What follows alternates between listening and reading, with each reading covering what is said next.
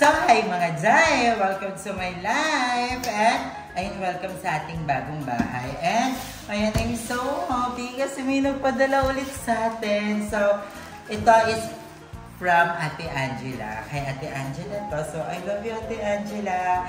Ang sabi daw niya, birthday gift daw, may ipapadala daw siya something for my birthday. Wala akong idea kung ano to, pero thank you, Ate Angela. Hanapin na ng birthday ko, parang 3 days na lang, birthday ko na. Kasi ngayon is April 16, birthday ng pambansang pochi natin ngayon. Happy birthday, Jessica! And nasa Thailand sila ngayon. Pero, ayan, ako sa April 19, and ayan, bubuksan na natin yung first gift. So, may nag-unbox tayo ng gift. Ito yung mga gift na parang early gifts sa atin, diba? So, tingnan na natin. I'm so happy. I love you so much, Ate Angela. Thank you for all the love. Sa Ate Angela, dati pa yung nagpapadala sa akin, nagpapadala yan ng package na puro pagkain. Parang kay Ate Angela ko nga una natikman yung spam. Kasi nagpadala siya ng mga spam, mga Korean food. So, I love you, Ate Angela. So, ito na. Oh my God, ang ganda ng box. Hindi ko pa nakikita, pero ayan, may ganyan na siya. So, tikman na natin. Kayo mo na ulit tumingin, Zay. Oh my God, maganda. Ate, yung sagot niyo, maganda ba? Charis. Oh my God! Hala, ano to? Tripod. Hala, ang galing, parang gimbal. Parang siyang gimbal. Hala, ayan nga, gimbal, feel light, and 360 panoramic shot. Oh my God, ito yung walang ako. Hala, oh my God, thank you for the early gift. Thank you, Ate Angela, naalala mo ko. Naiiyak ako. Alam mo, iba talaga sa feeling yung may natatanggap kang mga ganito. Thank you so much. Kasi parang hindi naman na tayo bata parang makatanggap ng mga gifts. Actually, hindi na nga parang nagmamatter yung celebration. Lalo na sa mga gantong edad. Kasi ako, priority ko naman na is matapos ng bahay.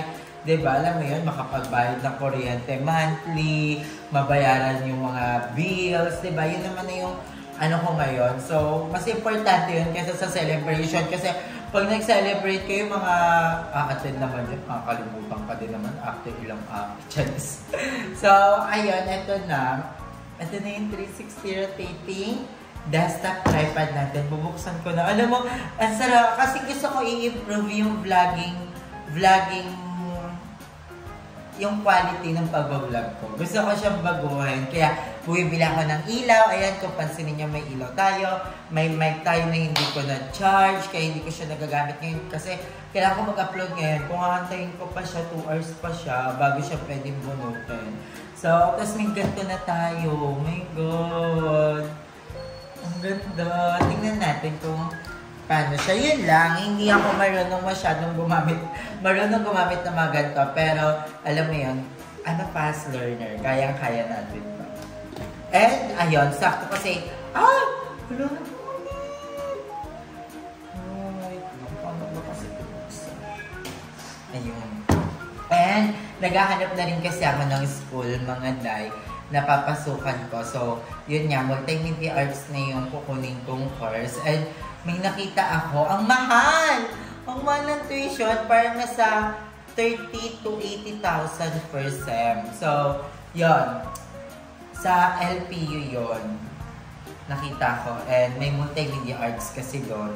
So, gusto ko siyang i-push. Tapos, tinignan ko kung ano yung mga pwedeng maging work ng mga graduate ng multimedia. Yun nga, parang pwedeng mga editor ng mga movies, anime, mga videographer, photographer. So, feel ko dun ako nababagay. Alam mo yun, parang, excited akong mag-aral. Gusto kong i-improve kung ano yung kaalaman na natutunan ko kay Kuya Lloyd. Kasi, parang lahat naman ng mga ginagawa ko, yung mga simpleng pag-edit ng video ko sa vlogs, alam mo yung mga ganun, may mga na-edit na din naman ako kahit para mga memang movies namin, nakakapag-shoot na rin ako, diba? So, lahat yun natutunan ko kay Queen Elsie and gusto ko siyang i-improve this time. Gusto kong makita yung sarili ko na nakaupo sa harap ng laptop tapos nag-e-edit ng isang movie. Yung gano'n, so, na-excite ako mag-aral doon. Alam mo ba, parang hindi ako makatulog kasi iniisip ko na siya. Kaya, hinanap ko na rin yung diploma ko, yung card ko. So, gusto ko nang makapag-enroll talaga. Inisip ko naman kung ganun kalaki yung tuition, kaya ko naman siya. Diba? Kung pagsusumikapan, nakakahiya naman, diba? Sa mga working student natin na talagang kinaya nila yung pag-aaral. Kaya, yun din yung natutunan ko na never magiging reason yung wala kasi akong pera. Kasi, ang daming mga nakapagtapos. Pag gusto mo talagang makapag-aral, alam mo yon, madaming diskarte para makuha yung diploma. Diba? At lalawak yung diskarte mo pag meron ka ng diploma. Diba? So, ayun na, nabuksan ko na siya. Ang dami kong chika. So, meron ding manual dito. Ate Angela, I love you. Thank you so much. Grabe.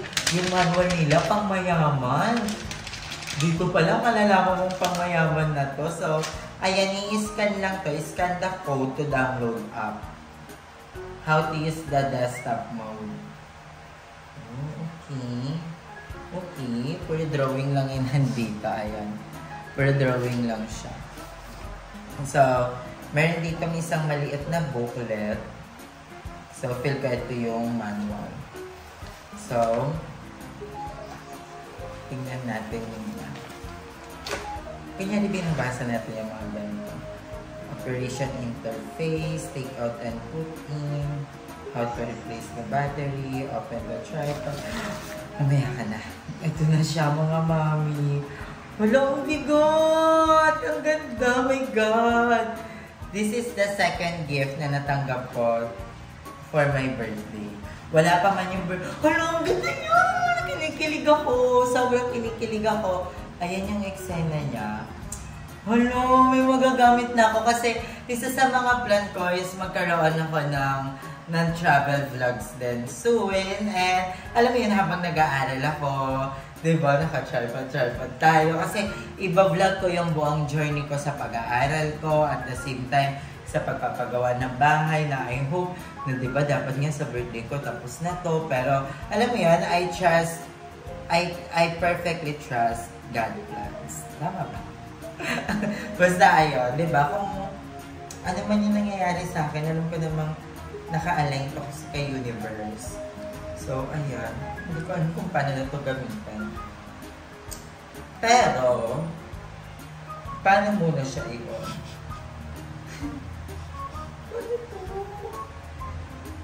So, dito muna tayo mag-umpisa sa paa. Ayan.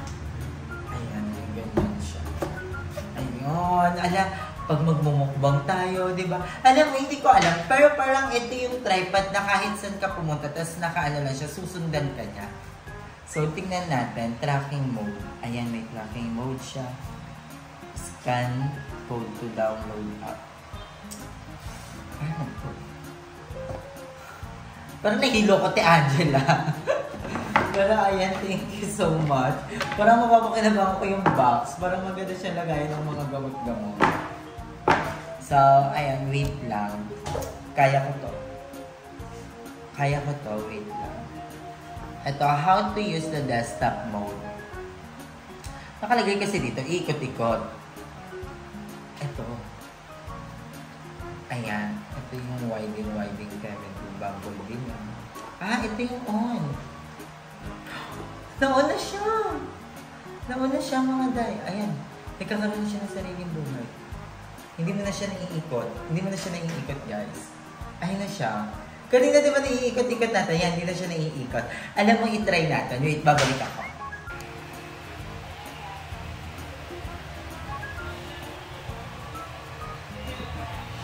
So, ayan na siya.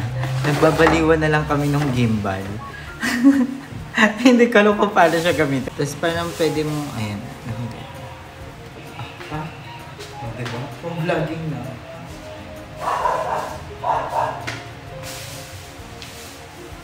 Pwede siyang pang ganyan, pag tinatamad ka na, o pwede pang TikTok, pwede pang YouTube, o diba?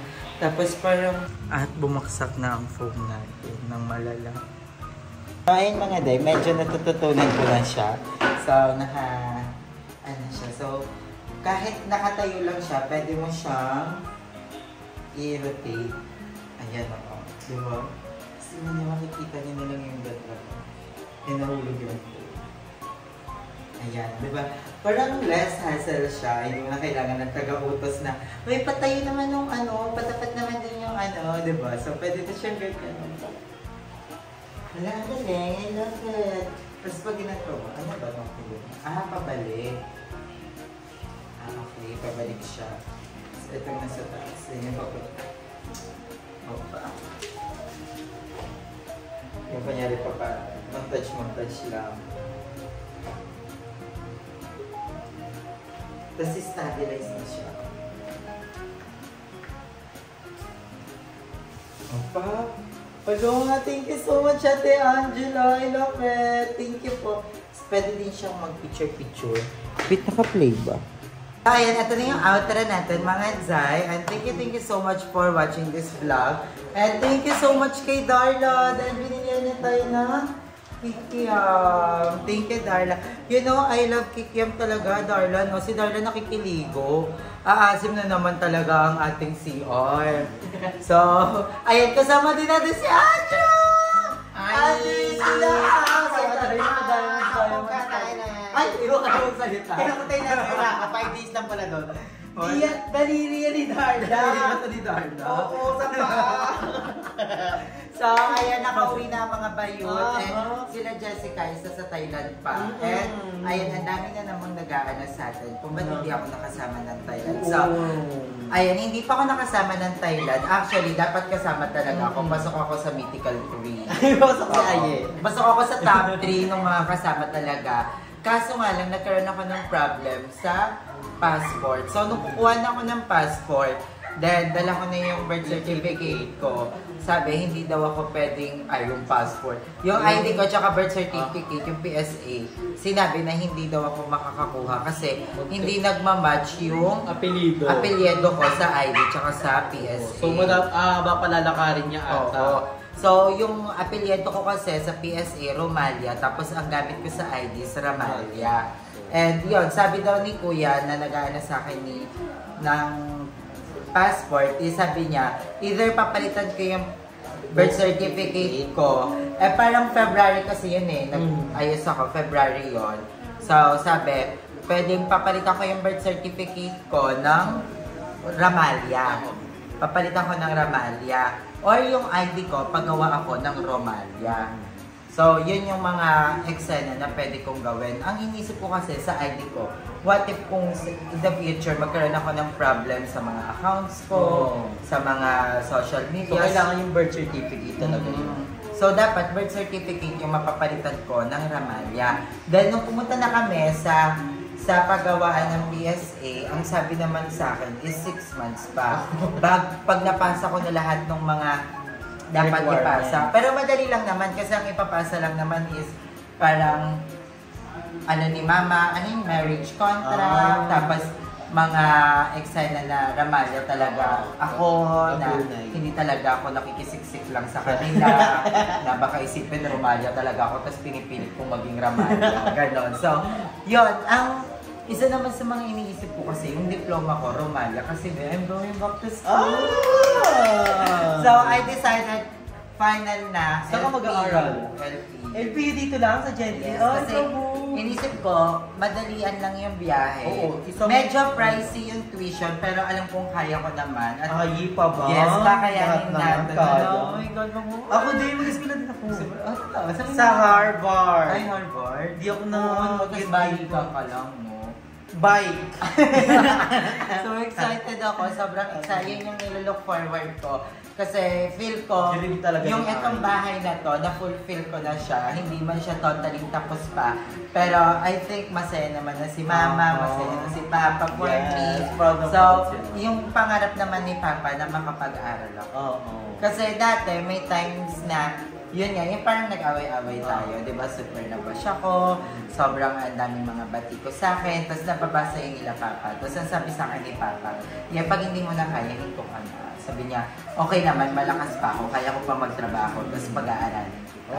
Yun yung sabi ni Papa. Tapos parang after after mga ilang months na wala si Papa, kaya sabi ko, Yun sa mga yung dream ng Papa mo. yung pag-aaral. Kaya sabi ko, yun naman yung ipufulfill ko kasi alam kong mapapasaya ko si Papa. At saka gusto kong ma-experience May classmate ulit. Tsaka yung parang aakyat ka ng stage. Alam ko nga haba pa, 4 years pa. Matagal-tagal Pero pa. sobrang advanced na ako. Yung aakyat ako ng stage, tapos andun si Mama. Sa tawagin yung pinili. Diba? Ay, doon nakakaiyak yun. No, yun yung isa sa mga parang nilulok Hindi ko excited ka sa mga classmates mo. Oo. Hindi doon. So, excited ako na makapag-aral din si Archie, of course. Kasi sabay kami niyan. Oh. College ka na din ba? Senior. Senior high? 11? Senior high siya. 11. Oh, malapit na yun. Ay, dyan may school dyan oh. Kasi actually, kagabi kami ni Archie. Nagkawin kasi kami nito. Huwag lang dramahan kami. Ay, warla kayo. Oo. Tapos sabi niya, aalis na ako. Sabi ko, umalis ka! Ay, shit. Pero umalis si Archie. Tapos sabi niya, maghanap siya ng trabaho. Tapos bigla kong na-picturize yung kapatid ko na what if, kunyari, pinayagan ko talaga siya. Kasi bumangera ako this ano, kasi nasa hormones, diba? Bumangera talaga ako. So, sabi ko, Archie, balik ka na kasi na-picturize ko si Archie na pwede siya makapag-apply ng work. Pero iniisip ko, baka nasa Baclaran na siya. Mabilis tumakbo. Sabi ko, balik ka na, be. Gusto ko aalis ka sa akin pag kunyari nakapag-college ka na. Yung ganon. Kasi actually, Day, itong bahay na to, hindi naman to talaga para sa akin. Para kay Archie talaga to. Tsaka kay Mama. So, sabi ko talaga na hindi, kung may lalayas man dito, ako dapat. Ikaw dapat. Siya yung may karapatang magpalayas sa akin. Hindi na, tsaka naisip ko din kasi, si Archie, isa siya sa mga pinakamalaking tumutulong talaga sa akin. Oh, grabe. Kaya medyo nagdalakan kami kagabi. Medyo lang. Sabi niya, alis ka, sabi ko, bumalik ka na dito, punyata ka. Niya, alis ka muna dyan para bumalik ako. Alis muna ka ng tanga. Yun, sabi ko, yun, ang dami ko, ang isa sa pinaka-nilook forward ko talaga is makapag-aral. Yun talaga. And excited akong bumili ng uniform. Na mga first day of supply. school. Imagine, ilang years akong hindi nag-aral. Ilang years? Parang, ilang years ma? 10 years na ata akong hindi nag-aaral. Tama ba? Kasi 27 ako, 17. Nag-aaral pa ba ako ng 17? Parang hindi eh. So basta parang mga ganon. Pero mga tagal na. Tagal na. Nakakamiss din naman kasi talaga mag-aaral. Graduate lang ako ng high school. Pero hindi nila kasi naabutan ng K-12. Oo, hindi ko naabutan yung So, K-12. college na siya. College na ako pag na-enroll ako. And excited ako. Siyempre, sasama ko kayo sa pag-enroll ko, i-vlog ko yun. Excited. Pero na-excite ako. Sobrang na-excite ako. Naka-skirt na siya. Skirt! Tapos, alam mo ba, kagabi, hindi na ako makatulog kasi tiniisip ko, what if kunyari graduate na ako, tapos maghahanap ako ng work. Ay, maganda. Tapos yung work ko, parang yun yung passion ko. Yung nasa, ano ko, nag-edit. Ay, ganyan. Excited ako. Kasi talagang parang, nung iniisip ko yun, sabi ko hindi ako makatulog. Parang gusto ko mag 4 years na agad. Para graduate na ako agad. Pero syempre, i-enjoy ko yun, yung college life ko. And actually, si Kuya Lloyd din. Kasi si Kuya Lloyd, gustong-gusto kong pag-aralin. Gusto rin. Di ba dapat nasabay kayo ni Kuya? FEU dapat ako nun. FEU, tapos si Kuya dun sa, basta sa mga dentist, si Madam Ellie, si Madam Ivan, sabay-sabay dapat kami doon. Tapos nagkaroon nga ng pandemic din yun. Sabi kasi ni Kuya, gusto niya makapag-college ako and multimedia yung kukunin ko. Kasi gusto rin naman talaga ni Ayang mo. Ma-enhance ko yung editing ko, photography, yung mga ganon. So excited ako, sobrang excited. Kailangan ko ma-enhance, napakagaling mo na doon. Kabog. Baka sila Boing nga lang alam ko dito. Boing ka. So excited na ako sa bagong journey ng life ko. Malayo pa pero malayo. So ayan, sana nasagot ko kung ba't hindi ako nakasama ng Thailand. Kasi dami na naman ng issue na naman nila. Kaaway na naman, sorry. Wala pong ganun, wala pong magkakaaway. We're good. And hindi ako nakapunta din sa opening ni Jessica noon. Kasi parang yun din yung isa sa mga na-insight ako, gano'n. Hindi ako nakapunta ng grand opening kasi yun yung time na i-x-ray si Mama. Yun yung time na namimilipit si Mama sa sakit. So, alam mo yun, wala akong energy, drain ako that day. Gusto ko man pumunta, pero ang dami kong iniisip. Ayoko naman na pumunta ako dun sa opening, tapos tulala ako. Diba? Kasi kilala ko yung sarili ko, tutulala lang ako doon, baka hindi pa ako mamansin, di ba? Tapos, di ba yung mga ganong eksena? So, ang lapit lang naman. At saka pupunta naman kami sa Sanggipsal. Hindi lang na vlog guys, pupunta kami doon. Mag-vlog ka kayo, araw-araw kami nandun. Kaya nga kami nanaba. So, ayun, and I'm so very, very proud to all of you. Yes. Nakapag-first out of the country na kayo. And we're so excited na makumpleto talagang buong bayot na mag-out of the country. And yun, ayun lang mga Jai, I love you all so much. And thank you for everything that you've done to me. So, I love you guys. Thank you for watching this vlog. Bye!